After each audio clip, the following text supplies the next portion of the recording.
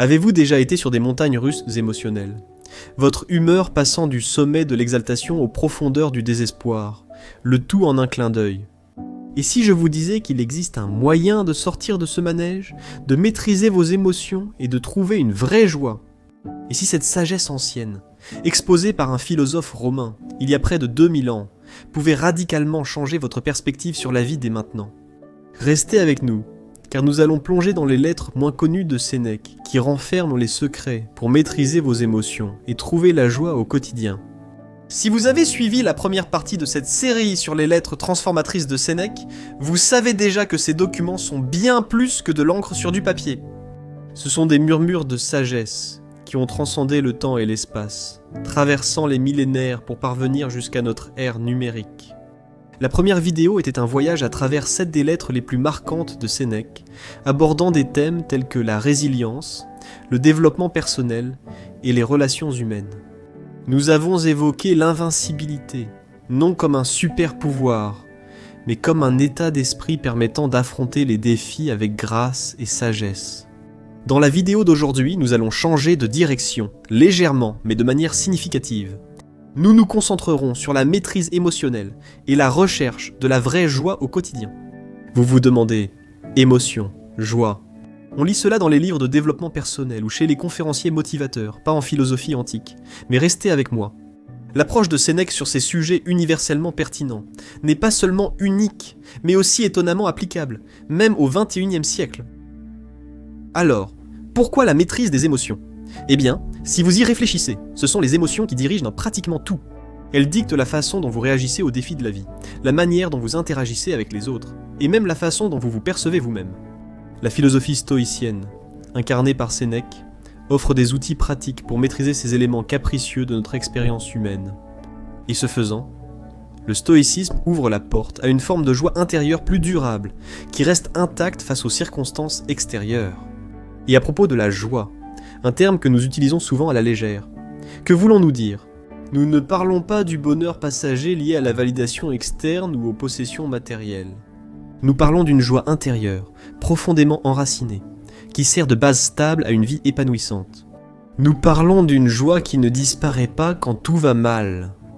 Le genre de joie à laquelle même Sénèque, un homme qui a vécu l'exil politique et a fait face à l'exécution, pouvait accéder et exprimer dans ses lettres profondes. Dans la vidéo d'aujourd'hui, nous allons décortiquer 5 lettres précises dans lesquelles Sénèque dévoile ses secrets pour contrôler nos émotions et trouver cette joie insaisissable et persistante. Il aborde cette grande entreprise sous différents angles, des mérites de la réflexion philosophique comme source de joie, à l'importance de la maîtrise de soi, de la modération et du courage.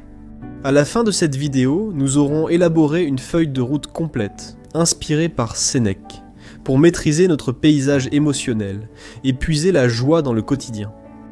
Vous vous demandez peut-être, les lettres de Sénèque sont-elles le guide ultime pour la vie ? Eh bien, elles font partie d'une mosaïque de traditions de sagesse qui ont enrichi l'histoire humaine. L'attrait unique de ces lettres réside dans leur équilibre entre profondeur philosophique et conseils pratiques. Sénèque ne propose pas seulement de grandes théories, il les réduit à des étapes concrètes à suivre. Des étapes que chacun d'entre nous peut mettre en œuvre dès aujourd'hui.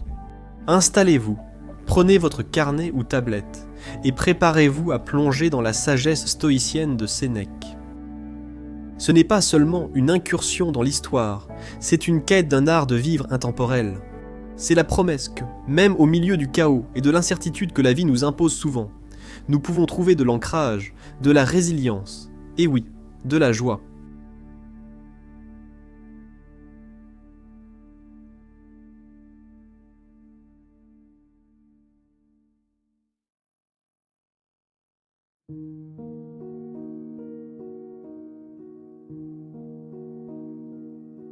Lettre 8. Sur la retraite du philosophe. Me demandes-tu, dis-tu, d'éviter la foule, de me retirer des hommes et de me contenter de ma propre conscience ? Où sont donc les préceptes de ton école qui ordonnent à l'homme de mourir au milieu de l'action ? Quant à la voie que je semble parfois te recommander, si je m'enferme et ferme la porte, c'est afin de pouvoir aider un plus grand nombre. Je ne passe jamais une journée dans l'oisiveté. J'utilise même une partie de la nuit pour étudier. Je ne consacre pas de temps au sommeil, mais je m'y abandonne seulement lorsque c'est nécessaire, et lorsque mes yeux sont fatigués par la veille et prêts à se fermer. Je les force à continuer leurs tâches. Je me suis retiré non seulement des hommes, mais aussi des affaires, surtout des miennes. Je travaille pour les générations futures, en écrivant quelques idées qui pourraient leur être utiles. Il existe certains conseils salutaires, que l'on peut comparer à des prescriptions de remèdes utiles. Je les mets par écrit, car je les ai trouvés utiles pour soigner mes propres blessures, qui, si elles ne sont pas complètement guéries, ont du moins cessé de s'aggraver. Je guide les autres sur le bon chemin, trouvés tardivement après tant d'errance. Je leur crie, évitez tout ce qui plaît à la foule, évitez les dons du hasard. Soyez méfiants face à tout bien offert par hasard, car seuls les animaux muets et les poissons se laissent tromper par de faux espoirs. Appelles-tu ces choses les dons de la fortune ?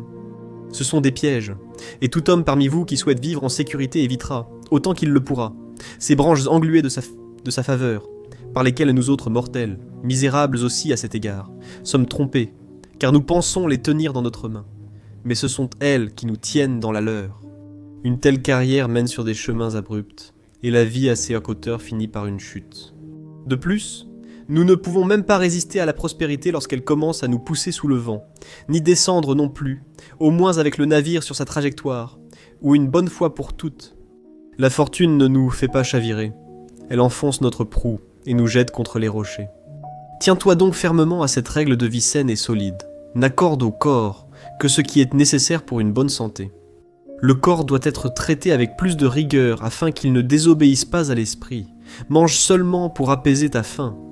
Bois seulement pour étancher ta soif. Habille-toi seulement pour te protéger du froid. Loge-toi uniquement pour te protéger de l'inconfort personnel. Peu importe que la maison soit construite en tourbe ou en marbre importé de différentes couleurs. Comprends qu'un homme est tout aussi bien abrité par un toit de chaume que par un toit d'or. Méprise tout ce que le travail inutile crée comme ornement et comme objet de beauté. Et réfléchis que rien, à part l'âme, ne mérite l'admiration. Car pour l'âme, si elle est grande, rien n'est grand. En communiquant ainsi avec moi-même et les générations futures, ne crois-tu pas que j'apporte plus de bien qu'en plaidant au tribunal, apposant mon sceau sur un testament ou aidant un candidat au Sénat par la parole ou l'action ? Crois-moi, ceux qui paraissent inactifs accomplissent les tâches les plus importantes. Ils traitent à la fois des choses mortelles et des choses immortelles. Mais je dois m'arrêter et verser ma contribution habituelle pour équilibrer cette lettre. Le paiement ne sera pas fait avec mes biens, car j'étudie encore Épicure. J'ai lu aujourd'hui dans ses œuvres la phrase suivante. Pour jouir de la vraie liberté, il faut être l'esclave de la philosophie. L'homme qui se soumet et s'abandonne à elle n'attend pas. Il est immédiatement émancipé. Car le service même de la philosophie, c'est la liberté. Il est probable que tu me demandes pourquoi je cite tant de nobles paroles d'Épicure, au lieu de paroles tirées de notre propre école. Mais y a-t-il une raison pour laquelle tu devrais les considérer comme des paroles d'Épicure et non comme un bien commun ? Combien de poètes expriment des idées qui ont été ou pourraient être exprimées par des philosophes ? Je n'ai pas besoin d'aborder les tragédiens, ni nos auteurs de drames nationaux, car ces derniers sont également assez sérieux et se situent à mi-chemin entre la comédie et la tragédie. Quelle quantité de vers sagaces sont enfouis dans le mime. Combien de vers de Publilius mériteraient d'être prononcés aussi bien par des acteurs chaussés de cothurnes que par ceux qui portent la sandale. Je vais citer un de ces vers qui concerne la philosophie, et plus particulièrement l'aspect dont nous parlions à l'instant, où il dit que les dons du hasard ne doivent pas être considérés comme faisant partie de nos biens. Ce que tu as acquis par convoitise demeure toujours étranger. Je me souviens que tu as toi-même exprimé cette idée de façon bien plus heureuse et concise. Ce que le hasard t'offre ne t'appartient pas vraiment. Et une troisième, que tu as dite encore mieux, ne sera pas oubliée. Le bien qui peut être donné peut être retiré. Je ne porterai pas cela sur le compte des dépenses, car je te l'ai donné de ton propre stock.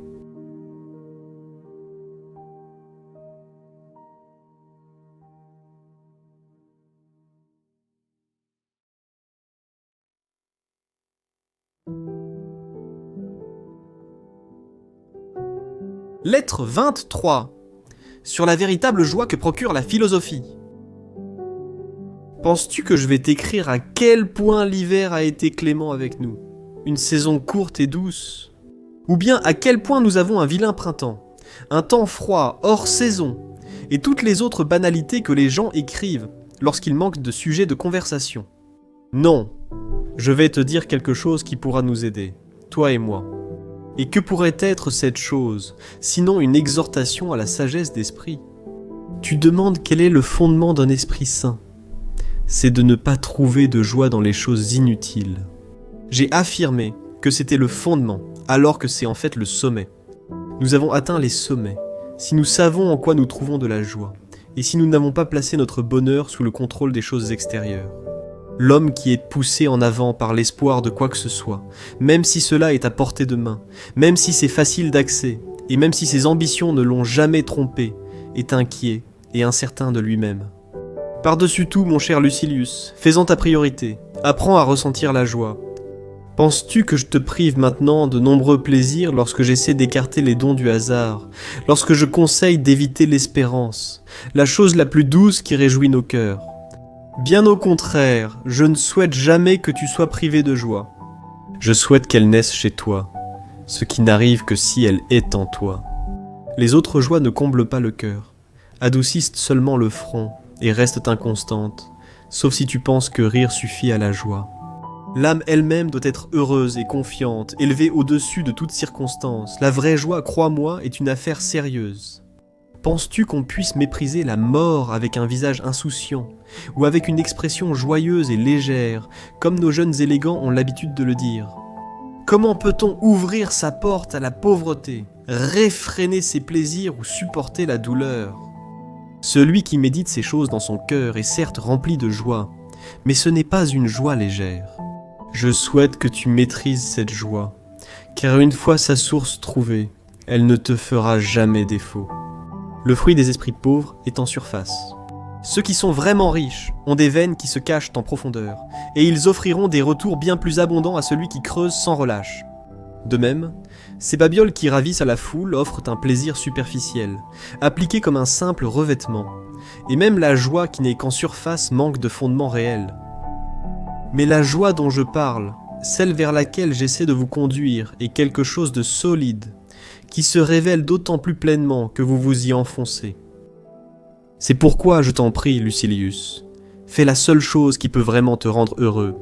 Rejette et piétine tout ce qui brille extérieurement et qui t'est présenté par autrui ou comme pouvant être obtenu d'autrui. Tourne-toi vers le véritable bien et ne te réjouis que de ce qui vient de tes propres ressources. Et que veux-je dire par tes propres ressources? Je parle de la meilleure partie de toi-même. Le corps fragile aussi, même si nous ne pouvons rien accomplir sans lui, doit être considéré comme nécessaire plutôt qu'important. Il nous entraîne dans des plaisirs vains, éphémères et vite regrettés, qui, à moins d'être contenus par une maîtrise de soi extrême, se transformeront en leur contraire. C'est ce que je veux dire. Le plaisir, à moins d'avoir été contenu dans des limites, a tendance à se précipiter tête baissée dans l'abîme du chagrin. Mais il est difficile de se contenir dans ce que l'on croit être un bien. Le véritable bien peut être désiré sans danger. Me demandes-tu quel est ce véritable bien et d'où il provient? Je vais te le dire. Il vient d'une conscience tranquille, de buts honorables, d'actions justes, du mépris des dons du hasard, d'une vie égale et paisible qui ne suit qu'un seul chemin. Car comment des hommes qui sautent d'un but à un autre, ou qui ne se tentent même pas mais sont emportés par une sorte de hasard, comment de telles personnes hésitantes et instables pourraient-elles posséder un bien qui soit fixe et durable? Peu de personnes gèrent leur vie et leurs affaires selon un objectif.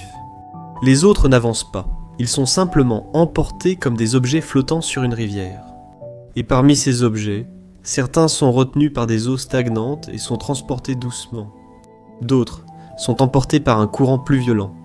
Certains, qui sont les plus proches de la rive, y sont déposés lorsque le courant faiblit, et d'autres sont emportés vers la mer par l'élan du flot. Nous devons donc décider de ce que nous voulons et nous en tenir à cette décision. Il est maintenant temps pour moi de payer ma dette. Je peux te citer ton ami Épicure, et ainsi libérer cette lettre de son obligation. Il est pénible de toujours recommencer la vie, ou une autre, qui exprimera peut-être mieux le sens. Vivent mal ceux qui commencent toujours à vivre. Tu as raison de demander pourquoi. Ce proverbe a certainement besoin d'un commentaire. C'est parce que la vie de ces personnes est toujours incomplète. Mais on ne peut pas affronter la mort si l'on vient à peine de commencer à vivre. Fixons-nous déjà pour objectif d'avoir suffisamment vécu. Personne ne pense avoir assez vécu s'il est seulement en train de commencer à planifier sa vie. Tu ne dois pas croire qu'il y en ait peu de ce genre. Pratiquement tout le monde est ainsi fait. Certains hommes ne commencent à vivre qu'au moment où ils doivent cesser de vivre. Et si cela te paraît surprenant, j'ajouterai quelque chose qui t'étonnera encore plus. Certains hommes cessent de vivre avant même de commencer.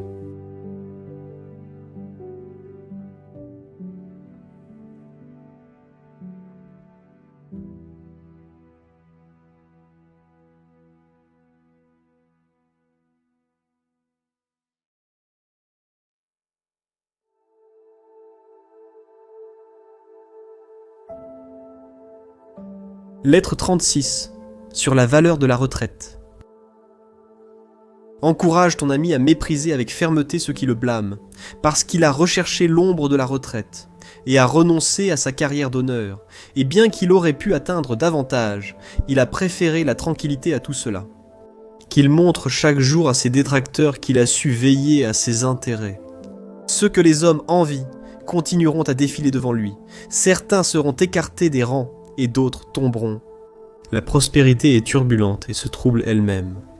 Elle agite l'esprit de plusieurs façons, poussant les hommes vers divers objectifs, certains vers le pouvoir, et d'autres vers une vie fastueuse.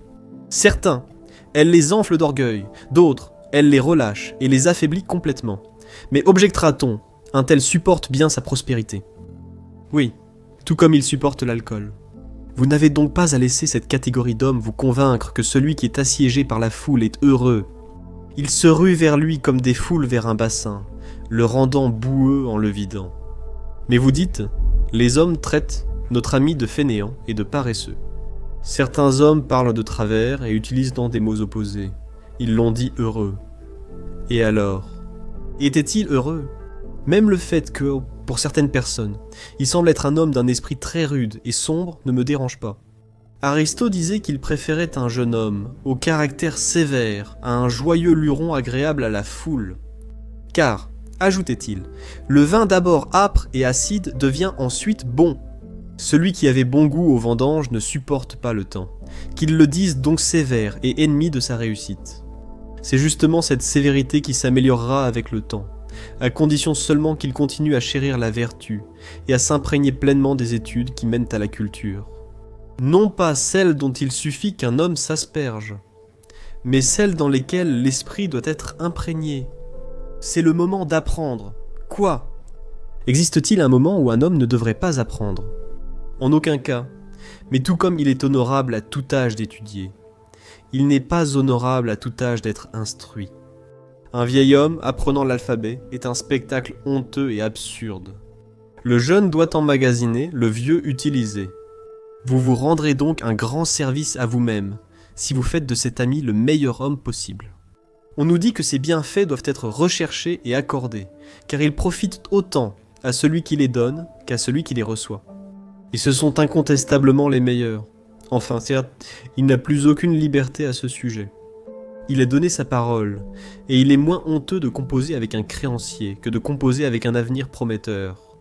Pour rembourser sa dette, l'homme d'affaires doit voyager avec succès, le fermier avoir des champs fertiles et une bonne météo.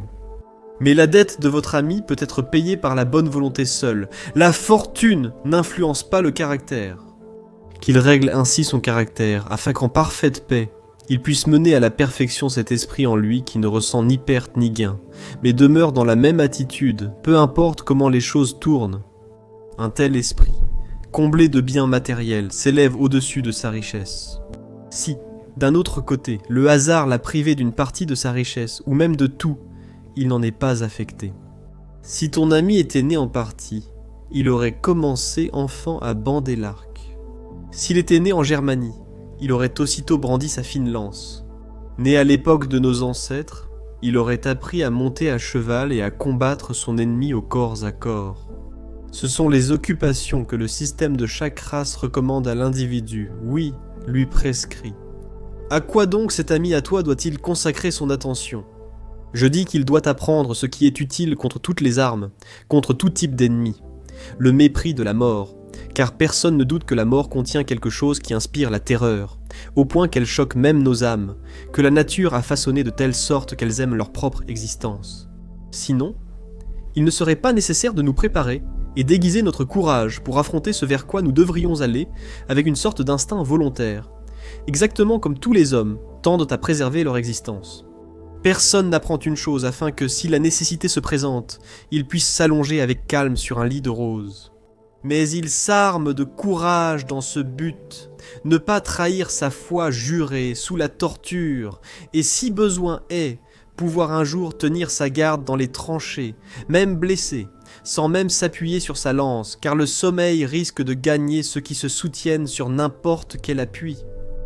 Il n'y a rien de nuisible dans la mort, car il faudrait qu'il existe quelque chose à qui cela puisse nuire. Et pourtant, si tu es animé d'un si grand désir de vivre plus longtemps, réfléchis qu'aucune des choses qui disparaissent à nos yeux et sont réabsorbées dans le monde d'où elles sont sorties, et d'où elles sortiront bientôt de nouveau, n'est anéantie. Elles achèvent simplement leur parcours et ne périssent pas. Et la mort, que nous craignons et redoutons, n'interrompt que la vie sans la dérober. Le temps viendra où nous serons rendus à la lumière du jour. Et beaucoup d'hommes s'y opposeraient, s'ils n'étaient pas ramenés dans l'oubli du passé. Mais j'ai l'intention de vous montrer plus tard, avec plus d'attention, que tout ce qui semble périr ne fait que changer. Puisque tu es destiné à revenir, tu devrais partir l'esprit tranquille. Observe comment le cycle de l'univers répète sa course. Tu verras qu'aucune étoile dans notre firmament ne s'éteint, mais qu'elles se couchent et se lèvent toutes en alternance. L'été est parti, mais une autre année le ramènera.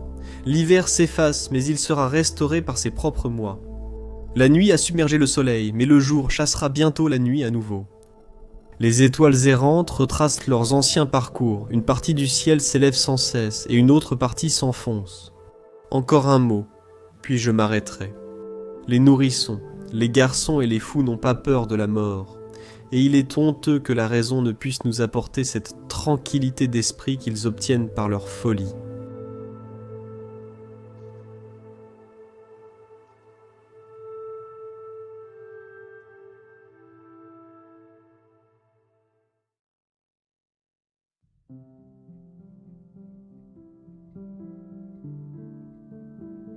Lettre 83, sur l'ivresse. Tu me demandes de te rendre compte de chaque jour séparément, et aussi de la journée entière. Tu dois donc avoir une bonne opinion de moi si tu penses qu'en ces jours qui sont les miens, il n'y a rien à cacher. Quoi qu'il en soit, c'est ainsi que nous devrions vivre, comme si nous vivions sous les yeux de tous, et c'est ainsi que nous devrions penser, comme s'il y avait quelqu'un qui pouvait scruter nos âmes les plus profondes, et il y en a un qui le peut, car à quoi sert-il que quelque chose soit caché aux hommes? Rien n'est caché au regard de Dieu. Il est le témoin de nos âmes, et il pénètre jusqu'au plus profond de nos pensées. Il y entre, dis-je, comme quelqu'un qui peut à tout moment s'en aller. Je suivrai donc vos instructions, et vous tiendrai volontiers informé par lettre de mes actions et de leur ordre.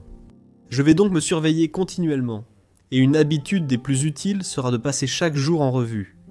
Car c'est cela qui fait de nous des êtres mauvais. Aucun de nous ne revient sur sa propre vie.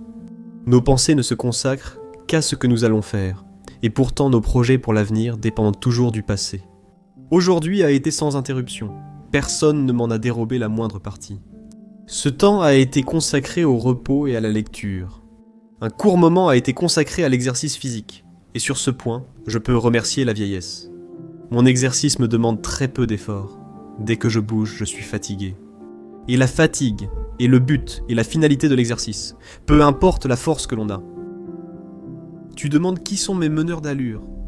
Un seul me suffit, l'esclave Farius, un gaz agréable, comme tu le sais, mais je vais l'échanger contre un autre. À mon âge, il m'en faut un d'encore plus jeune. Farius, en tout cas, dit que lui et moi sommes au même stade de la vie, car nous perdons tous les deux nos dents.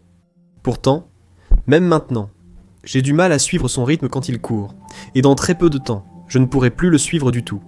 Vous voyez donc le bénéfice de l'exercice quotidien. Très vite, un large fossé se creuse entre deux personnes qui suivent des chemins différents. Mon esclave monte à l'instant même où je descends, et vous savez sûrement à quel point cette dernière action est plus rapide. Non, j'avais tort, car maintenant ma vie ne descend pas, elle s'effondre carrément.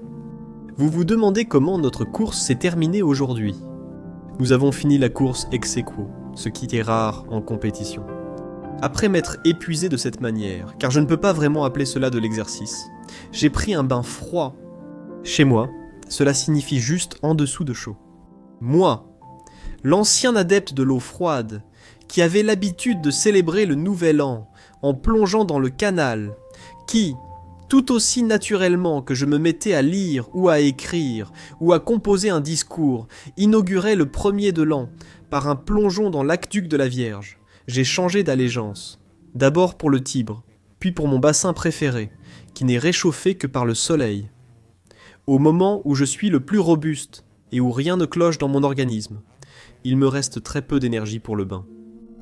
Après le bain, un peu de pain rassis et un petit déjeuner sans table. Pas besoin de se laver les mains après un tel repas. Ensuite, une courte sieste. Tu connais mon habitude. Je profite d'un court moment de sommeil, comme si je me dételais, car je suis satisfait si je peux simplement arrêter de rester éveillé. Parfois je sais que j'ai dormi. D'autres fois j'en ai seulement le soupçon. Voilà que le vacarme des courses résonne autour de moi.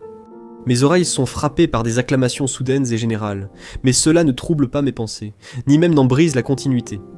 Je peux supporter un vacarme avec résignation.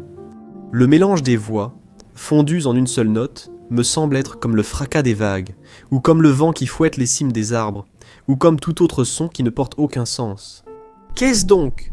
Me demandes-tu à quoi j'ai accordé mon attention ? Je vais te le dire. Une pensée me reste en tête depuis hier, à savoir ce que les hommes de la plus grande sagacité ont voulu dire lorsqu'ils ont proposé les preuves les plus insignifiantes et les plus complexes pour des problèmes d'une importance capitale. Des preuves qui peuvent être vraies, mais qui ressemblent néanmoins à des sophismes. Zénon, grand homme et fondateur vénérable de notre noble école de philosophie, veut nous dissuader de l'ivresse. Écoutez donc ces arguments prouvant que l'homme vertueux ne s'enivrera pas. Personne ne confie de secret à un homme ivre, mais on confiera un secret à un homme vertueux. Donc l'homme vertueux ne s'enivrera pas. Comme Zénon paraît ridicule lorsque nous opposons à son syllogisme un raisonnement similaire. Il y en a beaucoup, mais un seul suffit. Personne ne confie un secret à un homme lorsqu'il dort, mais on confie un secret à un homme bon, donc l'homme bon ne dort pas. Posidonios plaide la cause de notre maître Zénon de la seule manière possible, mais je soutiens qu'on ne peut même pas la plaider ainsi. Car Posidonios soutient que le mot « ivre » est employé de deux manières. Dans un cas, il s'agit d'un homme qui est chargé de vin et n'a aucun contrôle sur lui-même. Dans l'autre, d'un homme qui a l'habitude de s'enivrer et est esclave de cette habitude. Zénon, expliqua-t-il, pensait au second cas. L'homme qui a l'habitude de s'enivrer, et non celui qui est ivre, et personne ne confierait de secret à cet individu, car il pourrait le révéler lorsqu'il est sous l'emprise de l'alcool. Ceci est une erreur, car le premier syllogisme se réfère à celui qui est effectivement ivre, et non à celui qui est sur le point de s'enivrer. Vous admettrez sûrement qu'il y a une grande différence entre un homme qui est ivre et un ivrogne. Celui qui est effectivement ivre peut l'être pour la première fois, et ne pas en avoir l'habitude, tandis que l'ivrogne est souvent exempt d'ivresse. J'interprète donc le mot dans son sens habituel, d'autant plus que le syllogisme est établi par un homme qui fait métier de l'usage précis des mots et qui pèse son langage. De plus, si c'est ce que Zénon voulait dire et ce qu'il voulait que cela signifie pour nous, il cherchait à profiter d'un mot équivoque afin d'introduire un sophisme. Personne ne devrait agir ainsi lors de la recherche de la vérité.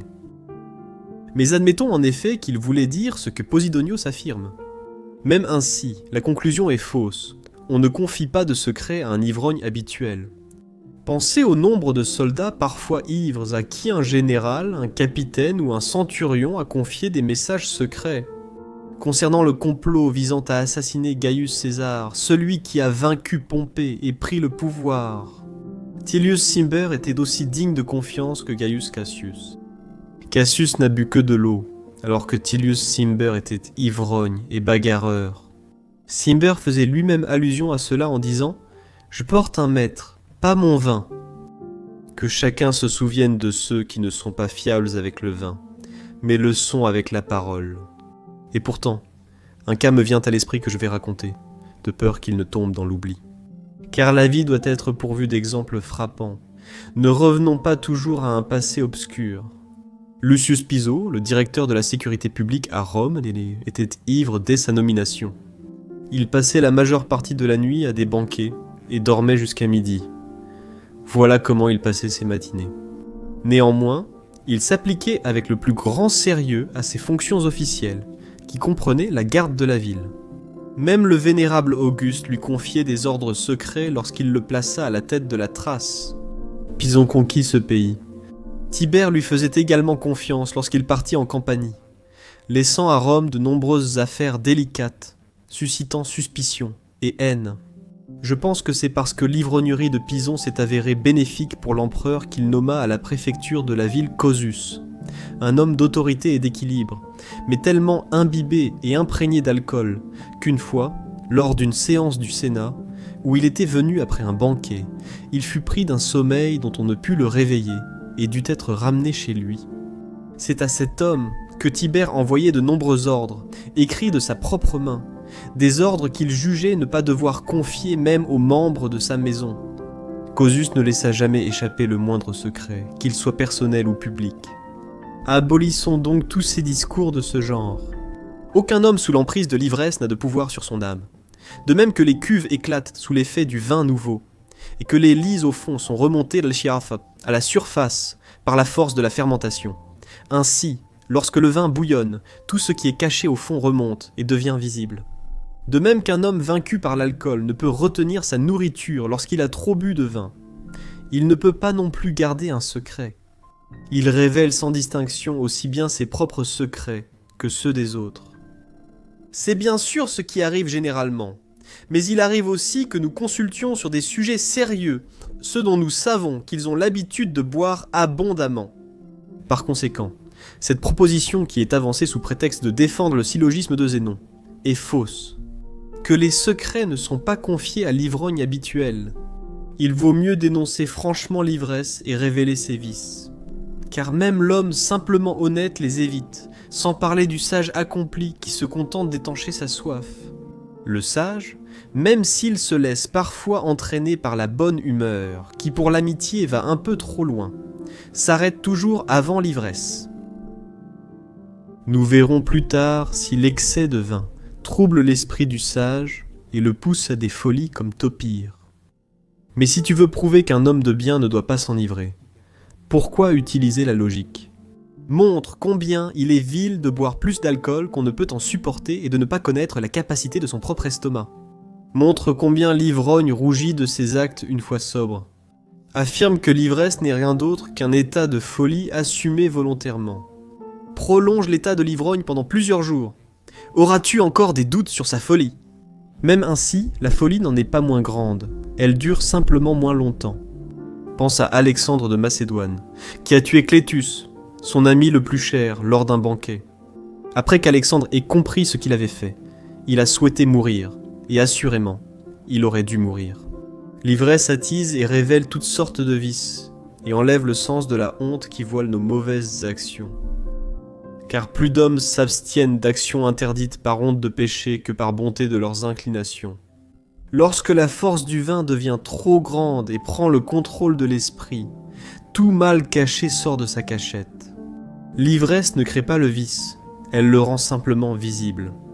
En de tels moments, l'homme lubrique n'attend même pas l'intimité d'une chambre, mais sans délai, il donne libre cours aux exigences de ses passions. Dans ces moments, l'homme impur proclame sa maladie. En de tels moments, votre homme acariâtre ne retient ni sa langue ni sa main. L'homme hautain devient plus arrogant, l'impitoyable plus cruel, le calomniateur plus méchant. Chaque vice est laissé libre cours et prend le dessus. De plus, nous oublions qui nous sommes. Nous prononçons des paroles hésitantes et mal articulées. Le regard est instable, le pas chancelle, la tête tourne, le plafond lui-même semble bouger comme si un cyclone faisait tournoyer toute la maison, et l'estomac souffre lorsque le vin produit des gaz et fait enfler nos entrailles. Cependant, à ce moment-là, ces troubles peuvent être supportés tant que l'homme conserve sa force naturelle. Mais que faire quand le sommeil l'affaiblit et que l'ivresse devient indigestion? Pensez aux calamités causées par l'ivresse dans une nation.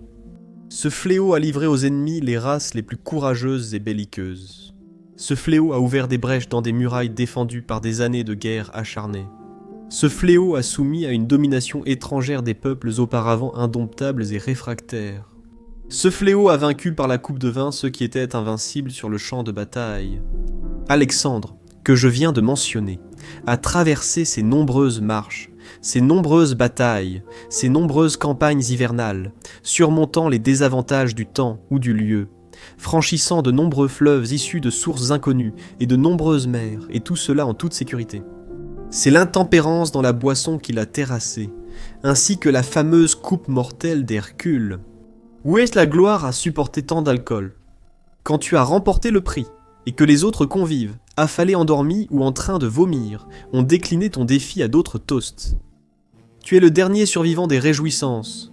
Quand tu as vaincu tout le monde par ta magnifique démonstration de prouesse, et qu'il n'y a aucun homme qui se soit montré d'une aussi grande capacité que toi, tu es vaincu par le tonneau. Marc-Antoine était un grand homme, un homme d'une habileté remarquable. Qu'est-ce qui l'a ruiné et poussé à adopter des habitudes étrangères et des vices non romains, sinon l'ivresse et l'amour de Cléopâtre? C'est cela qui fit de lui un ennemi de l'État. C'est cela qui le rendit incapable de rivaliser avec ses ennemis. C'est cela qui le rendit cruel, lorsque, assis à table, on lui apportait les têtes des chefs de l'État. Lorsque, au milieu des festins les plus somptueux et du luxe royal, il reconnaissait les visages et les mains des hommes qu'il avait proscrits. Ou lorsque, bien qu'alourdi par le vin, il avait encore soif de sang. Il était intolérable qu'il se saoulât tout en commettant de tels actes. Combien plus intolérable encore qu'il commettait ces actes alors qu'il était réellement ivre. La cruauté suit généralement l'ivrognerie, car la santé mentale d'un homme est corrompue et devient sauvage. De même qu'une maladie persistante rend les hommes querelleurs et irritables et les pousse à s'emporter au moindre obstacle à leurs désirs, de même des accès répétés d'ivresse bestialisent l'âme. Car lorsque les gens sont souvent hors d'eux-mêmes, l'habitude de la folie persiste, et les vices engendrés par l'alcool conservent leur pouvoir même lorsque l'alcool a disparu. Tu devrais donc expliquer pourquoi le sage ne doit pas s'enivrer. Explique par des faits, et non par de simples mots, l'horreur de cette chose et les maux persistants qu'elle engendre. Fais ce qui est le plus facile de tout. Démontre que ce que les hommes appellent des plaisirs deviennent des châtiments dès qu'ils ont dépassé la mesure. Car si tu essaies de prouver que le sage peut s'enivrer de beaucoup de vin et pourtant garder le cap, même lorsqu'il est ivre, tu pourrais alors, par syllogisme, en déduire qu'il ne mourra pas s'il avale du poison, qu'il ne dormira pas s'il prend un somnifère, qu'il ne vomira pas et ne rejettera pas ce qui encombre son estomac si tu lui donnes de l'hellébore. Mais quand un homme chancelle sur ses pieds et que sa langue est mal assurée, quelle raison as-tu de croire qu'il est à moitié sobre et à moitié ivre ?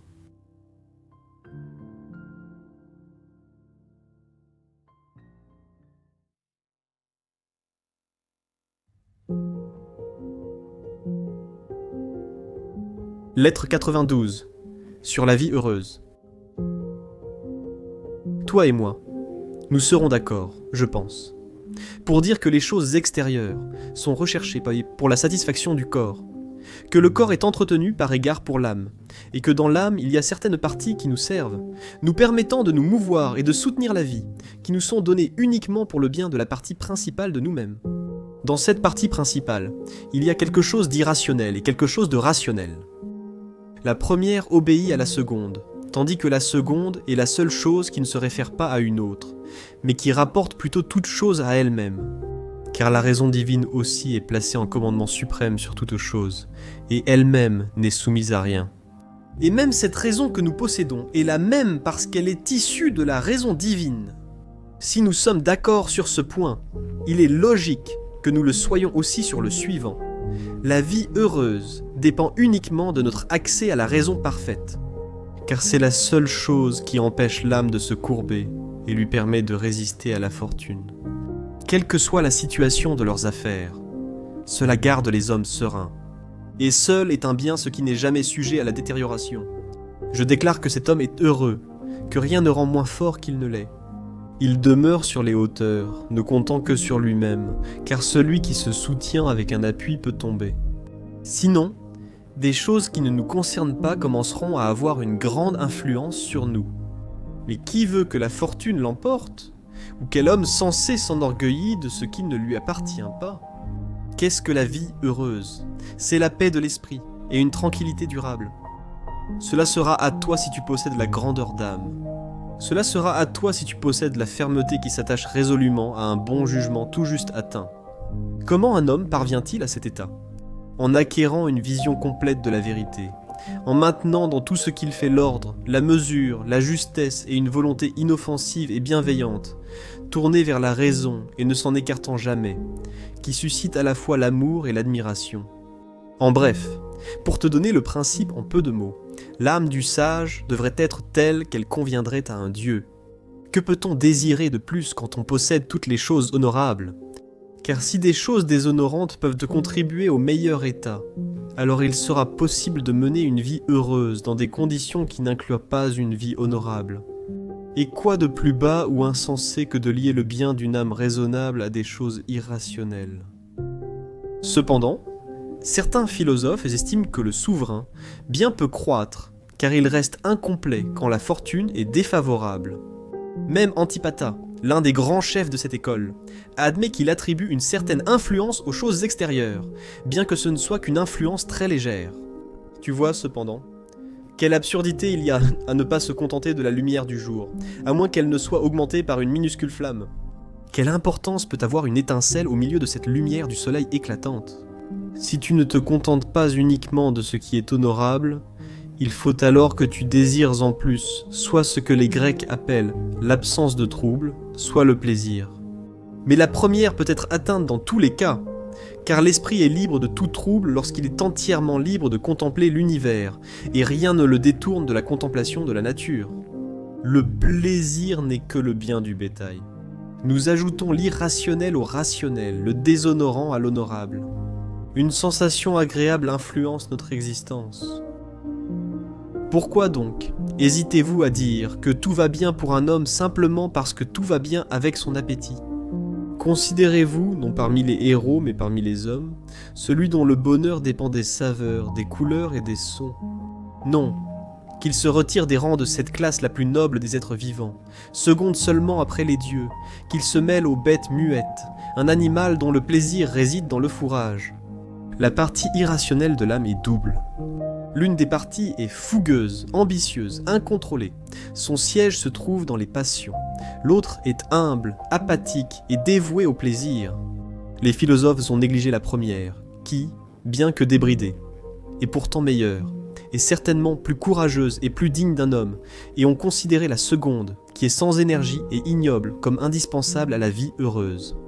Ils ont ordonné à la raison de servir cette dernière. Ils ont réduit le souverain, bien de l'être vivant le plus noble, à une affaire mesquine, en faisant aussi un hybride monstrueux d'éléments mal assortis. Comme Virgile le décrit pour Scylla. En haut, visage humain et poitrine de jeune fille. Une belle poitrine. En bas, un monstre énorme et informe, avec une queue de dauphin attachée à un ventre de loup. Pourtant à cette Scylla sont liées des formes d'animaux sauvages, terribles et rapides. Mais à partir de quelle forme monstrueuse ces sages ont-ils composé la sagesse? Le premier art de l'homme, c'est la vertu elle-même. À cela s'ajoute la chair inutile et éphémère, propre seulement à recevoir la nourriture, comme le remarque Posidonios. Cette vertu divine finit dans la souillure, et aux parties supérieures, qui sont vénérables et célestes, est attaché un animal paresseux et flasque. Quant au second point souhaité, la tranquillité, bien qu'elle ne soit en elle-même d'aucun bénéfice pour l'âme, elle la soulagerait cependant des obstacles. Le plaisir, au contraire, affaiblit vraiment l'âme et sa vigueur. Quel élément aussi discordant que ceci peut être trouvé uni? À ce qui est le plus vigoureux, s'unit ce qui est le plus paresseux. À ce qui est austère, ce qui est loin d'être sérieux. À ce qui est le plus saint, ce qui est sans retenue, jusqu'à l'impureté même. Que faire alors, rétorque-t-on, si la bonne santé, le repos et l'absence de douleur ne sont pas susceptibles d'entraver la vertu? Ne devez-vous pas rechercher tout cela? Bien sûr que je les rechercherai, mais pas parce qu'ils sont des biens. Je les rechercherai parce qu'ils sont conformes à la nature, et parce qu'ils seront acquis grâce à l'exercice de mon bon jugement. Que va-t-on trouver de bon en eux? Juste le fait de les choisir est positif, car lorsque je porte une tenue adaptée, marche correctement ou dîne comme il faut, ce ne sont pas ces actes qui sont des biens, mais le choix délibéré que je fais, car j'observe dans chaque action une mesure conforme à la raison. Permettez-moi d'ajouter aussi que le choix de vêtements soignés est un objectif digne des efforts d'un homme, car l'homme est par nature un animal propre et bien soigné. Ainsi, c'est le choix d'une tenue soignée, et non la tenue soignée en elle-même, qui est un bien, puisque le bien ne réside pas dans la chose choisie, mais dans la qualité du choix. Nos actions sont honorables, mais pas les choses mêmes que nous faisons. Et tu peux supposer que ce que j'ai dit à propos de l'habillement s'applique aussi au corps. Car la nature a entouré notre âme du corps comme d'un vêtement. Le corps est son manteau. Mais qui a jamais évalué la valeur des vêtements, en fonction de l'armoire qui les contenait? Le fourreau ne rend pas l'épée bonne ou mauvaise. Donc en ce qui concerne le corps, je te donnerai la même réponse. Si j'ai le choix, je choisirai la santé et la force. Mais le bien en question sera mon jugement sur ces choses, et non les choses elles-mêmes. Une autre objection est la suivante. Admettons que le sage soit heureux. Néanmoins, il n'atteint pas le souverain, bien que nous avons défini, à moins que les moyens que la nature fournit pour l'atteindre ne soient également à sa disposition. Ainsi, bien que celui qui possède la vertu ne puisse pas être malheureux, on ne peut cependant pas être parfaitement heureux si l'on manque de ces dons naturels que sont la santé ou l'intégrité des membres. Mais en disant cela, vous admettez l'alternative qui semble la plus difficile à croire, à savoir que l'homme qui est au milieu de douleurs incessantes et extrêmes n'est pas misérable, mais même heureux. Et vous niez ce qui est bien moins grave, à savoir qu'il est parfaitement heureux. Et pourtant, si la vertu peut empêcher un homme d'être misérable, il lui sera plus facile encore de le rendre parfaitement heureux, car la différence entre le bonheur et le bonheur parfait est moindre que celle entre la misère et le bonheur. Est-il possible qu'une chose assez puissante pour arracher un homme au malheur et le placer parmi les heureux ne puisse pas aussi accomplir ce qui reste et le rendre suprêmement heureux? Sa force faiblit-elle tout en haut de l'ascension? Dans la vie, certaines choses sont avantageuses, d'autres désavantageuses, toutes indépendantes de notre volonté. Si un homme bon, malgré le poids de toutes sortes de désavantages, n'est pas misérable, comment ne serait-il pas parfaitement heureux, même s'il lui manque certains avantages? De même qu'il n'est pas accablé de misère par le poids de ses désavantages, il n'est pas non plus privé du bonheur suprême par le manque de certains avantages. Non, il est tout aussi parfaitement heureux, sans les avantages qu'il est exempt de misère, même sous le poids de ses désavantages. Sinon, si son bien peut être diminué, il peut lui être entièrement arraché. Un peu plus haut, j'ai fait remarquer qu'un petit feu n'ajoute rien à la lumière du soleil, car en raison de l'éclat du soleil, toute lumière qui brille en dehors de la lumière solaire est effacée. Mais dira-t-on, il existe certains objets qui font obstacle même à la lumière du soleil. Le soleil, cependant, demeure intact, même au milieu des obstacles, et bien qu'un objet puisse s'interposer et nous en cacher la vue, le soleil poursuit son œuvre et continue sa course. Chaque fois qu'il brille à travers les nuages, il n'est ni plus petit, ni moins ponctuel que lorsqu'il est dégagé de tout nuage. Car il y a une grande différence entre le fait qu'il y ait simplement quelque chose qui gêne sa lumière, et le fait qu'il y ait quelque chose qui l'empêche de briller. De même, les obstacles n'enlèvent rien à la vertu. Elle n'est pas moindre, mais brille simplement avec moins d'éclat. À nos yeux, elle peut peut-être sembler moins visible et moins lumineuse qu'auparavant, mais en elle-même, elle reste la même. Et comme le soleil lors d'une éclipse, elle continue, même en secret, à déployer toute sa force. Les catastrophes, les pertes et les injustices n'ont donc sur la vertu que le même pouvoir qu'un nuage sur le soleil. Nous rencontrons une personne qui soutient qu'un homme sage ayant subi un malheur corporel n'est ni malheureux, ni heureux. Mais lui aussi se trompe, car il met les résultats du hasard sur un pied d'égalité avec les vertus, et il attribue la même influence aux choses honorables qu'à celles qui sont dépourvues d'honneur. Mais quoi de plus détestable et de plus indigne que de placer des choses méprisables dans la même catégorie que des choses dignes de respect? La justice, le devoir, la loyauté, le courage et la prudence méritent respect. Au contraire, ces attributs sont sans valeur, et ce sont souvent les hommes les plus indignes qui en sont le mieux pourvus, comme une jambe robuste, des épaules solides, de bonnes dents, des muscles sains et fermes. De plus, si le sage dont le corps lui cause des épreuves ne doit être considéré ni comme malheureux, ni comme heureux, mais laissé dans une sorte de position intermédiaire, sa vie ne sera alors ni désirable ni indésirable.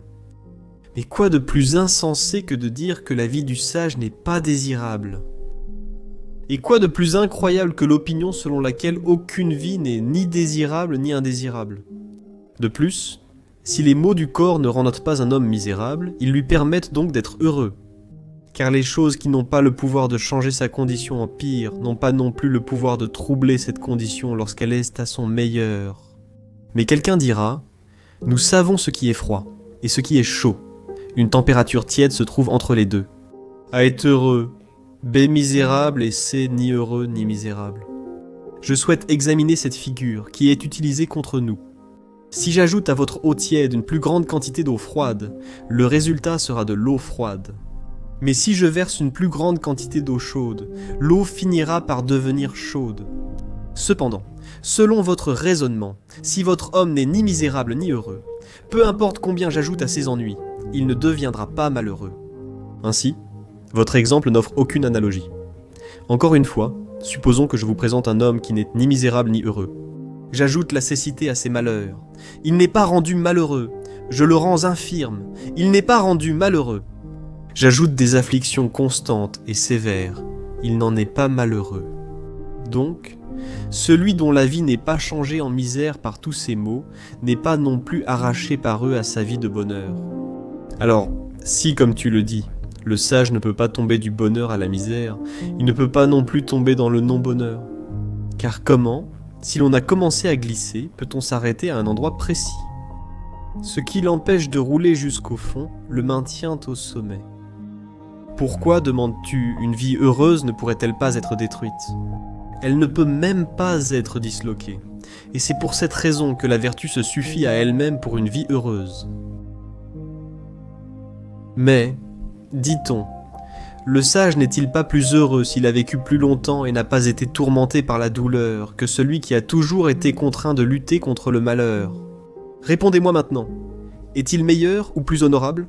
S'il ne l'est pas, alors il n'est pas non plus heureux. Pour vivre plus heureusement, il doit vivre plus justement. S'il ne peut pas le faire, alors il ne peut pas non plus vivre plus heureusement. La vertu ne peut pas être tendue davantage, et donc la vie heureuse qui dépend de la vertu ne le peut pas non plus.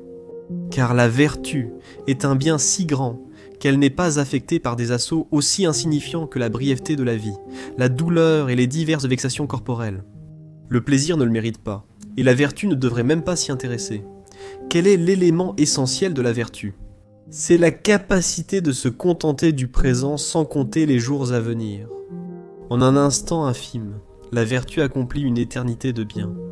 Ces biens nous paraissent incroyables et dépassant la nature humaine, car nous mesurons leur grandeur à l'aune de notre propre faiblesse, et nous appelons nos vices du nom de vertu. De plus, cela ne semble-t-il pas tout aussi incroyable qu'un homme, au milieu de souffrances extrêmes, puisse dire « Je suis heureux ». Pourtant, cette déclaration a retenti dans la fabrique du plaisir, quand Épicure a affirmé « Aujourd'hui et un autre jour furent les plus heureux ».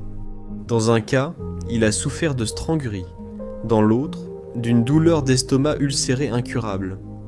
Pourquoi les biens issus de la vertu devraient-ils nous paraître incroyables, à nous qui la pratiquons, alors qu'ils existent même chez ceux qui placent le plaisir au-dessus de tout? Ceux-ci aussi ignobles et vils d'esprit qu'ils soient, déclarent que même au milieu d'une douleur excessive et du malheur, le sage ne sera ni misérable ni heureux. Et pourtant cela aussi est incroyable, non, c'est même encore plus incroyable que l'autre cas, car je ne comprends pas comment, si la vertu tombe de ses hauteurs, elle pourrait éviter d'être précipitée tout en bas. Elle doit soit nous maintenir dans le bonheur, soit, si elle est chassée de cette position, elle ne nous empêchera pas de devenir malheureux. Si la vertu garde sa place, elle ne peut être chassée, elle doit vaincre ou être vaincue. Mais certains disent, seul au Dieu immortel est accordée la vertu et la vie heureuse. Nous ne pouvons atteindre que l'ombre, pour ainsi dire, et l'apparence de tels biens que les leurs. Nous nous en approchons, mais nous ne les atteignons jamais. La raison est une qualité partagée par les dieux et les hommes. Chez les dieux, elle est déjà parfaite. En nous, elle peut être perfectionnée. Mais ce sont nos vices qui nous mènent au désespoir, car la seconde catégorie d'être rationnel, l'homme, est d'un ordre inférieur, un gardien, pour ainsi dire, trop instable pour s'attacher fermement à ce qui est le meilleur, son jugement restant hésitant et incertain. Il peut avoir besoin des facultés de la vue et de l'ouïe, d'une bonne santé, d'un aspect physique qui n'est pas repoussant, et en outre, d'une plus grande longévité associée à une constitution intacte.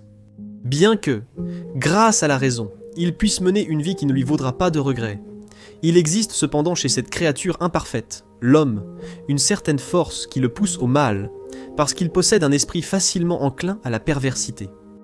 Supposons cependant que la méchanceté qui est bien visible et qui a déjà été éveillée à l'activité soit éliminée. L'homme n'est pas encore un homme bon, mais il est en train d'être façonné vers la bonté. Cependant, celui à qui il manque toute qualité qui conduit à la bonté est mauvais. Mais celui dont la vertu habite le corps et dont l'esprit est présent est l'égal des dieux. Conscient de son origine, il s'efforce d'y retourner. Nul homme ne fait de mal en essayant de retrouver les hauteurs qu'il a quittées. Et pourquoi ne croirais-tu pas qu'il existe quelque chose de divin en celui qui fait partie de Dieu ? Tout cet univers qui nous entoure est un, et c'est Dieu. Nous sommes associés à Dieu, nous sommes ses membres. Notre âme a des capacités, et elle y est portée, si les vices ne la retiennent pas.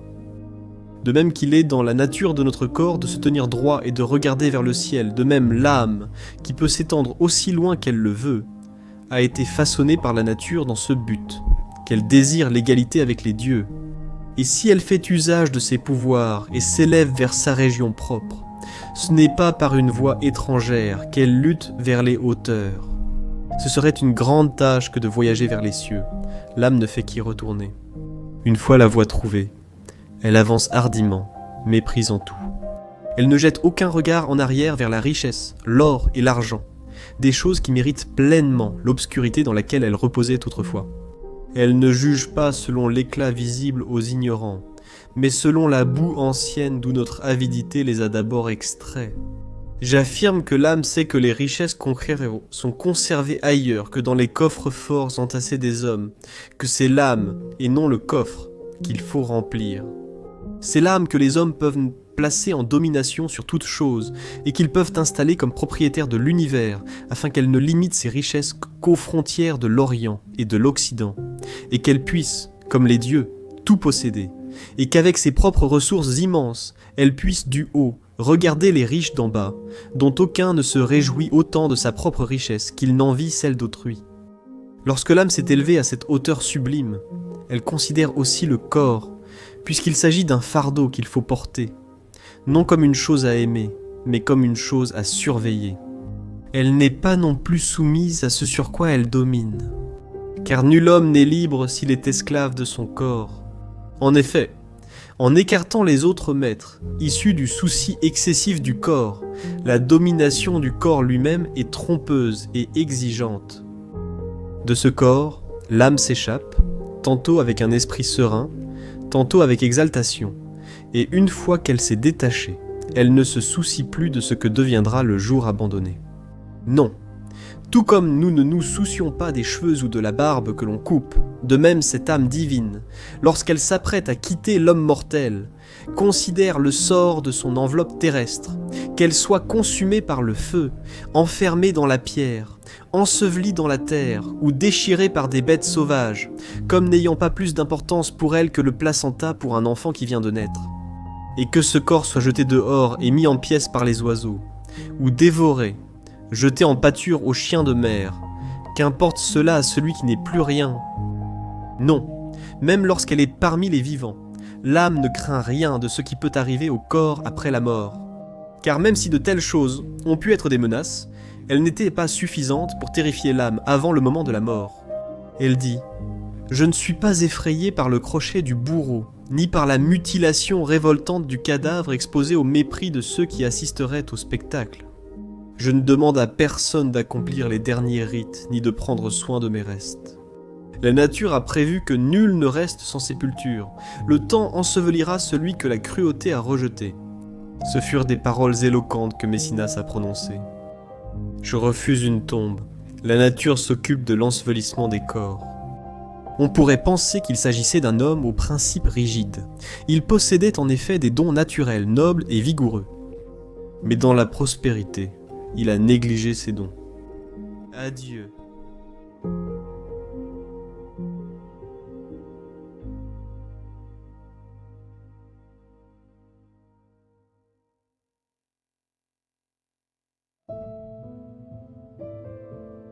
Alors que nous arrivons au terme de cette exploration éclairante des principes stoïciens de Sénèque, il est clair que chacune de ces lettres, soigneusement choisies, sert de prisme unique pour examiner la complexité des émotions humaines et la quête d'une joie authentique.